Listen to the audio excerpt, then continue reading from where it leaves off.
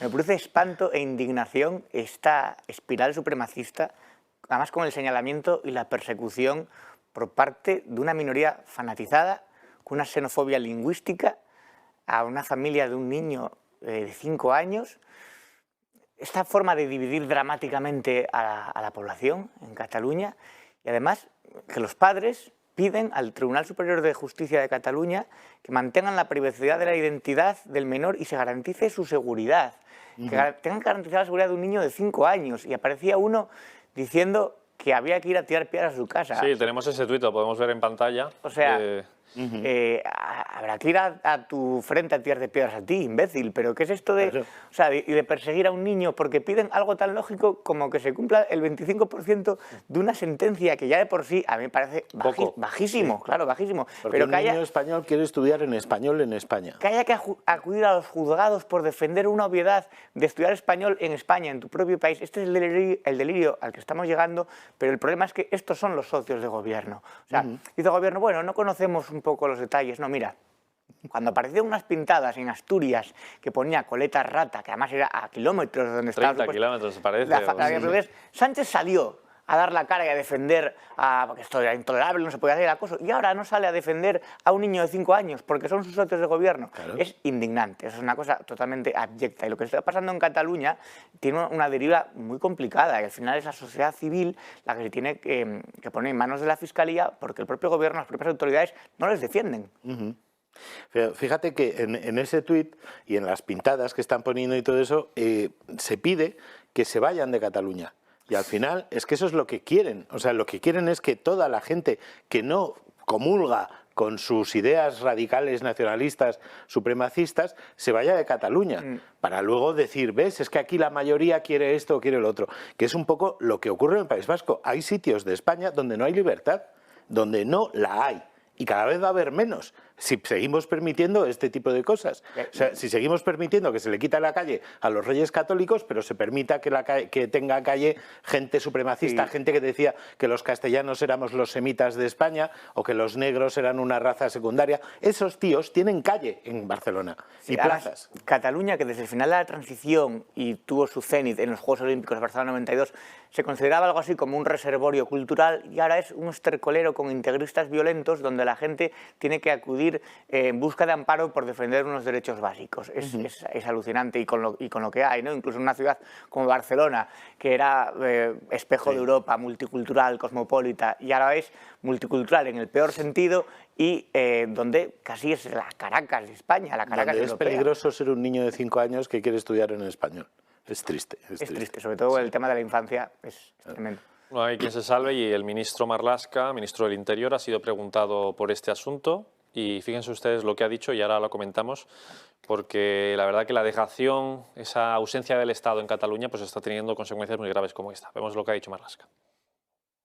Toda amenaza, pues si la amenaza es un acontecimiento grave para la convivencia, más cuando estamos hablando en esos términos. Serán investigadas en su caso y tengamos confianza tanto en la investigación de las fuerzas de seguridad como del Poder Judicial en la materia. Y lo importante es garantizar la convivencia en términos de seguridad para el conjunto de ciudadanos. Estas amenazas a las que hace referencia Marlaska van por 3 vías. Una, en redes sociales, que lo hemos podido ver, ¿no? Que incluso que ese fanático independentista llamaba supremacistas castellanos, ¿no? A los que piden que se les pueda enseñar, pues, en su lengua materna. 2, en los grupos de WhatsApp del propio colegio. Es decir, los padres independentistas, secesionistas,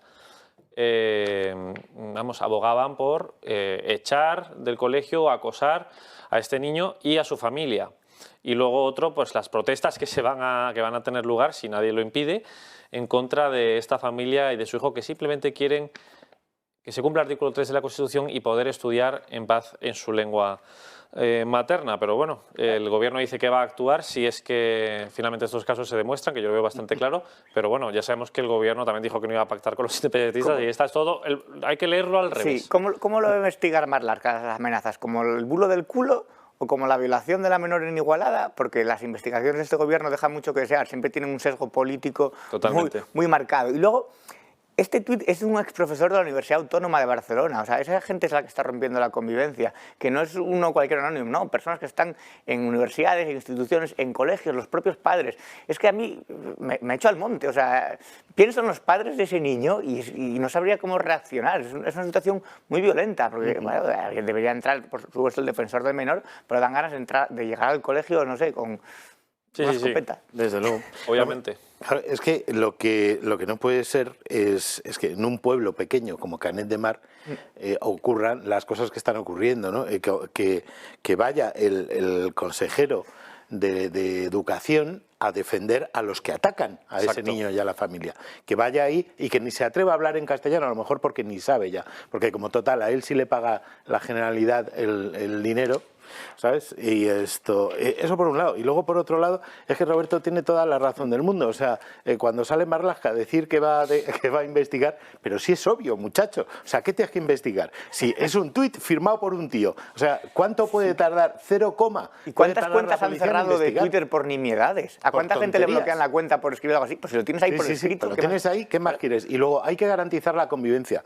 Pues si hay que garantizar la convivencia, es que lo que tienes que hacer es defender al débil. ¿Quién es la víctima? La víctima es un niño español de 5 años que no puede estudiar en español en España. No solo eso, sino que le persiguen. Ha tenido que presentar una demanda judicial para que le reconozcan ese derecho, y cuando los jueces se lo han reconocido, va el propio gobierno, el representante del Estado ahí, que es el tío este de la Generalidad, a decir que no van a hacer eso, que no les da la gana y que hay que solidarizarse con la gente que quiere perseguir y aislar a ese niño, que quieren que vaya a clase él solo. Han dicho, si quiere aprender en castellano, que le pongan una clase para él solo. O sea, qué bonito. Y el que dice si fueran judíos, estamos en lo mismo. O sea, quiero decir, y terminaremos viendo una noche de cristales rotos. Porque ¿qué pasa si tienes un comercio en Cataluña y lo rotulas en castellano? ¿Qué pasa si tu nombre es castellano y lo utilizas en castellano en Cataluña? Eso lo sabemos todos. Que te ponen pintadas, que te persiguen, que no sé qué. Ya este niño lo están persiguiendo porque es el judío del futuro. El nacionalismo es la guerra. Y además, este hombre que decía que me subtitulen, pero vamos a ver, artículo 3 de la Constitución, yo tengo el derecho a usar y usted tiene el deber de conocer el español, castellano, podemos llamarlo como queramos. Castilla se ha quedado muy pequeña ya para lo grande que es el idioma español, a ir a donde me dé la gana a expresarme en mi idioma, a Murcia, a Asturias, a Guecho, a Sant Boi en Barcelona, a Salamanca, en cualquier territorio. Incluso además está muy bien que podamos viajar al otro lado del charco, irnos a Argentina, a Uruguay, a Florida, en Estados Unidos, y usar el español. Y sin embargo, algo que es una herramienta eficaz y hermosa de comunicación, lo están haciendo una casus belli, o sea, una especie de conflicto. Es que hay una cuestión periodística también. O sea, si este señor, yo le hago una pregunta en castellano y él se niega a contestar en castellano, todos los periodistas tenían que decir, ahí te quedas, porque eres un servidor público y tienes la obligación de responderme, si yo te he hecho una pregunta coherente en un idioma que estás obligado a conocer. Y que sabe. Y que sabes, me contestas en el idioma que hablamos todos. Y si no, aire, ¿sabes? O sea, pero no... Habría que hacer como hace Rufián, pero bien. Es decir, nosotros no participamos en burbujas mediáticas del nacionalismo, de la extrema izquierda.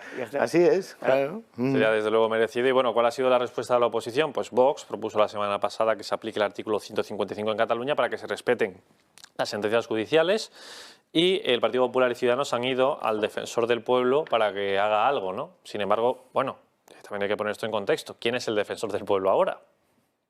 ¿Quién ha pactado para que ese defensor del pueblo sea un socialista que decía que había que hacerle un cordón sanitario a Vox?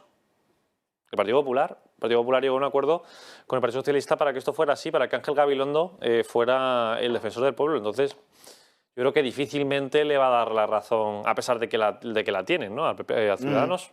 Pero bueno, el Partido Popular sabrá los pactos que hace y con quién los hace. ¿Cómo los hace? Lo que pasa es que hay que decir, si estos señores de la Generalidad no hacen caso a las sentencias judiciales del Tribunal Supremo, van a hacer caso a Ángel Gabilondo.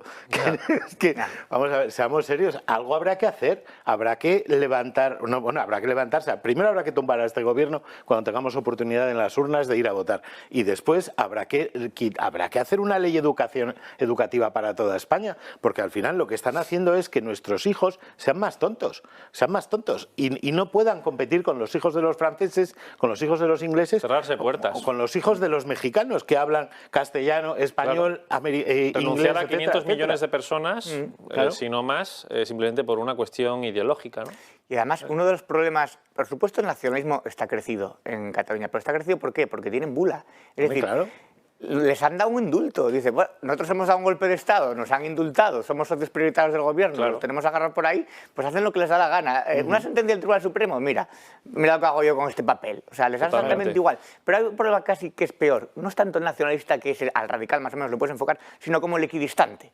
Yo he leído a la subdirectora de Julio Otero, si no me equivoco, un tuit que decía unos y otros, al final es culpa de ambos. Es una equidistancia tan desagradable que pone a la altura, o sea, la culpa que es de los padres del niño y de los que la acosan, o sea, del que quiere tirar la piedra y del que recibe la piedra. Es siempre por ese perfil, es una cosa como cuando se habla en el País Vasco de conflicto, el conflicto vasco, a ver si solucionamos esto a ambas partes, ¿no? Oiga, no es una cosa equivalente. O sea, no se puede poner en igualdad de condiciones el que pega un tiro que el que lo recibe y el que está siendo acosado como el acosador. Claro. Entonces, eso sale también desde los medios gubernamentales, desde la cadena SER, desde el país, o sea, ponerse un poco de perfil como que, bueno, aquí la culpa es de todos, a ver, ¿cómo que la culpa es de todos? ¿Qué culpa tiene un niño de 5 años por pedir un 25%? Los padres. Es que no tiene ningún sentido, pero es eso, sí. Y hasta en los evangelios dice que hay que cuidarse de los tibios. Y efectivamente, eso en el País Vasco pasaba. Hay libros estupendos premiados hace poco, ¿no? Como el de Aramburu, que cuentan cómo la mitad de la sociedad miró para otro lado porque si lo han matado, si lo han asesinado será por algo, ¿no?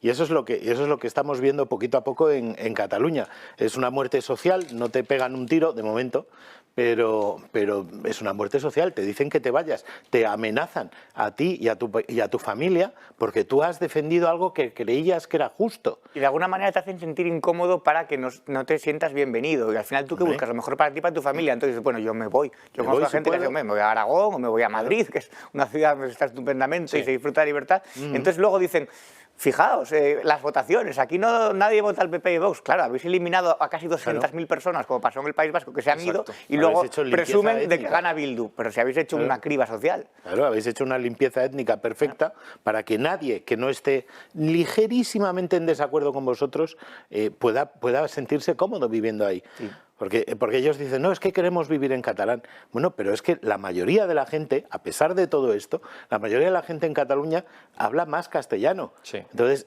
todo lo demás es un invento de laboratorio. Un invento de laboratorio de estos supremacistas que se creen que pueden imponer en base a leyes y en base a llamarnos fachas a los que no son, a los que no pensamos... Al disidente en general. Sí, a los que no tienen esa forma de pensamiento único, a los que no queremos ir uniformados de amarillo, rojo y azul. Y luego, como ha señalado Roberto, en la rueda de prensa de la señorita esta de la Generalidad aparece solo una bandera catalana. Debe ser que no representan al Estado, no sé, es muy curioso. Y además es que te tiran piedras, te señalan, te acosan, te pintan la casa y luego te llaman fascista. Sí. ¿Verdad? ¿No te das cuenta que tú estás actuando como un verdadero fascista? No lo ves, es un lavado de cerebro. Pero esta situación en Cataluña no tiene visos de solucionarse hasta que no se dé un cambio totalmente parlamentario en el gobierno central. Es decir, en el Congreso de los Diputados, que diga. Es decir, hasta que no haya unas mayorías diferentes que no hagan al independentismo clave, pues no se va a reconstruir Cataluña, una Cataluña que sea finalmente leal con el Estado y no una Cataluña o un gobierno de Cataluña, mejor dicho, que chantajea al Estado constantemente, porque lo próximo ya se han dado los indultos, que parecía impensable por un delito de sedición, pero ya se han dado y finalmente pues lo próximo, por orden lógico, sería pues esa independencia, ¿no? Que con Sánchez todo es posible. No entiendo cómo, con el peor gobierno de la democracia que estamos padeciendo, Casado lo tiene todo en su mano para fastidiarla. O sea, y parece que está haciendo todo lo posible para que las cosas no salgan en un cambio de gobierno tan esperado. No porque ellos sean la panacea y Casado vaya, y el PP y Vox van a ser la solución, pero hombre... y tiene todo en su mano a fastidiarla por dos motivos. Primero, con la guerra absurda que ha iniciado con Ayuso, uno de los mejores filones que tiene el Partido Popular, la derecha, a nivel incluso nacional, porque yo creo que Ayuso trasciende ya al PP de Madrid. Y luego, por esto que dice de la coalición con el PSOE, con este PSOE. Una gran coalición no es exactamente como Alemania, porque es que este PSOE no tiene nada que ver con el Partido Socialdemócrata alemán. Entonces, Pablo Casado no entiende que la subida en las encuestas, y que ahora se ha moderado, sobre todo el PP, las subidas del PP y de Vox, es precisamente porque la ciudadanía está hasta el gorro del rodillo ideológico de los socios de Otegi, o sea, los de la cultura de la cancelación, los del 8M nos va la vida en ello, los de los indultos a los golpistas. Entonces, no va a quedar otra, y lo tiene que asumir, que entenderse con Vox, que son los que van a plantear una batalla cultural a todo eso, y los que además, por cierto, en los tribunales han logrado un montón de cosas que el PP no se ha atrevido, por ejemplo, pues impugnar el estado de alarma como inconstitucional, y por 2 veces el Tribunal Constitucional les ha dado la razón. Entonces, habrá que entenderse con Vox, igual que se están entendiendo en Madrid Isabel Díaz Ayuso y Rocío Monasterio. Por cierto, 2 mujeres que para pertenecer a partidos supuestamente machistas son 2 mujeres fuertes las que están ahí liderando. Entonces, yo la actitud de Casado no lo entiendo, parece que tiene un afán de autodestrucción o de inmolarse, pero vamos, las encuestas le están señalando que ese no es el camino, ni con la guerra con Ayuso y mucho menos pactar con este PSOE. A mí me resulta muy curioso lo de los cordones sanitarios y mucha gente que dice muy de buena fe, como diciendo, mirad qué centrados soy, que todos los extremos son malos. Pero es que, a ver, como decía Fernando Savater, que no creo que sea sospechoso extremista, ya oiga, pero es que usted me quiere poner en la misma vara de medir, por ejemplo, a Vox y a Podemos, no. Porque, un ejemplo rápido, mientras Santiago Abascal está amenazado de muerte y tanto él como su padre tenían que ir con escolta, Pablo Iglesias estaba en una recotaberna alabando a ETA. O sea, no son comparables. Eso de que todos los extremos, no, hay una diferencia bastante sustancial. O sea, dejémonos de cordones sanitarios, la única extrema que hay aquí son los bolivarianos y los que quieren acabar con el Estado de Derecho. Y que se respeta al final lo de la vacunación, ¿no? Porque en Australia la quieren hacer obligatoria, en febrero supuestamente, veremos si finalmente se hace eso. Pero claro, aquí parece que la pandemia, en las democracias, que supone que son garantes de estas libertades y derechos fundamentales, pues se están pasando por encima de ellas, Roberto. Sí, es que además, como se delegan las comunidades autónomas, los jefecillos de cada comunidad, como les gusta ostentar el poder, pues empiezan con restricciones, les gusta prohibir, imponer. Se ha visto en las navidades pasadas que aquello era un sin Dios, porque salías de una comunidad y como tenían unas normas, ibas a pasar la Navidad a otras que tenían otras normas. Entonces, al final se ha aplicado el sentido común, que es lo que han dicho siempre, la distancia de seguridad, el lavado de manos y la ventilación, y limitar las reuniones sociales. Pero claro, hemos visto reuniones de 500 personas, 1000 personas en sitios cerrados. Hombre, sobre todo usar el sentido común. Ahora bien, yo creo que las vacunas funcionan y ahí está la bajada de la presión hospitalaria, pero nunca obligaría a nadie por decreto a ponerse una vacuna, como no obligaría a nadie a que llevara una bufanda por la calle. Es decir, tú puedes coger un resfriado, te recomiendo que lleves una bufanda, un abrigo, pero si quieres ir descamisado y vas a coger un resfriado es cosa tuya. Pero si está demostrado que el vacunado no te impide contagiar o que tú te contagies, lo que haces no tiene sentido, claro. Lo que haces es mitigar los efectos, pues evidentemente lo lógico es que tú intentes vacunarte para no caer en una posible hospitalización o incluso muerte, pero obligar a alguien a vacunarse, a inocularse algo en el cuerpo, yo creo que es una decisión personal. Es como obligar a alguien a hacerse un tatuaje o obligar a alguien a que lleve, en fin, unos playeros de tinta. Roberto Hernández Granda, que está aquí, que nos acompaña en la mesa de la redacción abierta. Encantada. Hola, Gloria. Soy Roberto Granda. Nos conocimos en Oviedo, en el Club de los Viernes, en un acto en la Nueva España. Yo quería preguntarle, ¿sabe lo que está ocurriendo en Asturias con el bable y la lucha que hay por que no se imponga el bable, a pesar de lo que están haciendo socialistas, nacionalistas y podemitas? Si al final en una comunidad tan pequeña puede llegar a pasar, puede ocurrir, aunque esto evidentemente no ocurre de un día para otro, ni de un año para otro, llegar a la complicada situación de conflicto lingüístico que está pasando en Cataluña, y qué recomendaría a los asturianos en cuanto a movilizaciones o adquirir conciencia cívica. Sí, por supuesto. Esto todo es empezar. Primero organizan una Academia de la Lengua, que en Asturias ya está funcionando. Después engordan el diccionario. Después se inventan un idioma porque lo recrean, porque donde hay muchas variantes ellos montan. Bueno, en Asturias pues ya no es el bable, ya es la lengua. Es decir, ya la lingua es una fabricación, pues una especie de experimento que hacen. Y a partir de ahí todo consiste en empezar a engrasar con dinero a los sectores que viven de eso. Empezarán a surgir escritores en asturiano, esos escritores participarán en concursos que estarán cerrados a los que quieren participar en español. Después en los colegios, con el pretexto del fomento, se intentará que las actividades culturales sean todas en la lengua inventada, y cuando se den cuenta, los que hablaban las variedades de toda la vida se encontrarán con que esa lengua que ellos conservaban en su familia pues ya no está en ningún sitio, y se encontrarán con que poco a poco se lo van imponiendo en la enseñanza y al final ocurrirá lo que pasa en todas partes, porque esto es un proyecto para convertir España en otra cosa. Después del asturiano llegará el aragonés. Denle ustedes un poco de tiempo. Es una pena lo que va a ocurrir en Asturias, porque yo creo que va a ocurrir, porque de verdad que son procesos que tienen difícil retorno. Nosotros, por ejemplo, estamos viendo que en la Comunidad Valenciana, que es el lugar en donde hay más padres trabajando y con más ahínco, ya en este momento hay un sector de la población que se empieza a acostumbrar. La gente se resigna a lo malo porque se cansa de pelear, porque esto es agotador. Y ellos, que están en el otro lado, tienen dinero, viven de esto. Claro, nosotros esto lo hacemos en nuestro tiempo libre y por amor al arte y con muchas dificultades. Ellos, cuando digo ellos me refiero a los normalizadores, entre comillas, viven muy bien y ese proceso de fabricación de una lengua les reporta muchos beneficios, cobran por fabricar léxico. Y claro, tú montas un chiringuito, acostumbras a unas personas a vivir de él y ¿cómo le retiras después esas prebendas? Es muy difícil. Y bueno, pues después vienen las campañas, empiezan a engrasar a la prensa adocenada para que difunda ese mensaje. Probablemente en Asturias lo harán con una sonrisa, como lo hacen en la Comunidad Autónoma Vasca. Pero detrás de esa sonrisa hay intereses políticos e intereses económicos. Así que es muy importante que en Asturias no lo consigan, pero por desgracia parece que ya no hay vuelta atrás. Dentro de la gestión criminal de este gobierno negligente existe la opacidad en la información. Nosotros no sabíamos realmente cuántos muertos ha costado el coronavirus, cuántas muertes se podrían haber evitado, cuántos hay, no.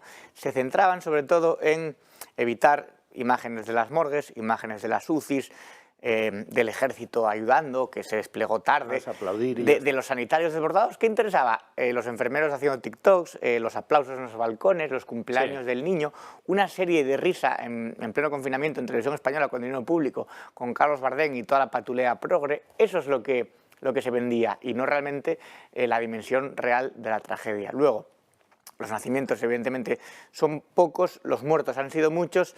Estamos en una situación difícil, delicada, el país está debilitado, pero yo creo que nos repondremos, como nos hemos salido adelante de guerras, de otras gripes también y pandemias, la mal llamada gripe española.